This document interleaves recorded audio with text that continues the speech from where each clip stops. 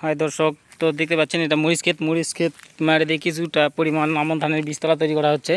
তো এই বীজতলা কমপ্লিট করা শেষের পথে শেষ হয়ে গেছে এবং বীজ ছিটানো হচ্ছে। দেখতে পাচ্ছেন এটা হচ্ছে আমন ধানের বীজ। তো এখান থেকে বীজ উৎপন্ন হবে এবং এখান থেকে তুলে নিয়ে যায় ধান রোপণ করা হবে। তো এটা হচ্ছে প্রথম পর্ব ধান উৎপাদনের।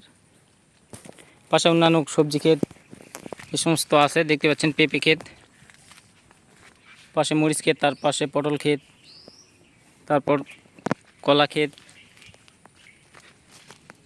শাকসবজি এই সমস্ত রোপণের জন্য এই জমিটি বিশেষ করে এই বর্ষা মৌসুমে এই যে সমস্ত সবজি চাষবাস করা হয় তার ছবি আপনাদের সামনে তুলে ধরলাম।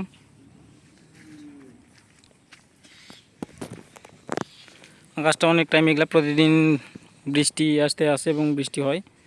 এর জন্য সবজি ক্ষেত একটু সমস্যা, অতিরিক্ত বৃষ্টির কারণে সবজি ফুল জ্বালা নষ্ট।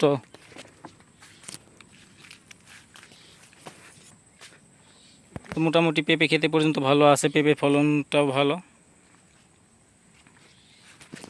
পেঁপে ধরতে লাগছে এবং পেঁপেগুলো বড় হয়েছে প্রায়, দেখতে পাচ্ছেন। তো চাষবাস নিয়ে, সবজি চাষ এই সমস্ত নিয়ে আমার চ্যানেলটি প্লিজ সাবস্ক্রাইব করে পাশে থাকবেন সকলে, এই আশা ব্যক্ত করি। ধন্যবাদ।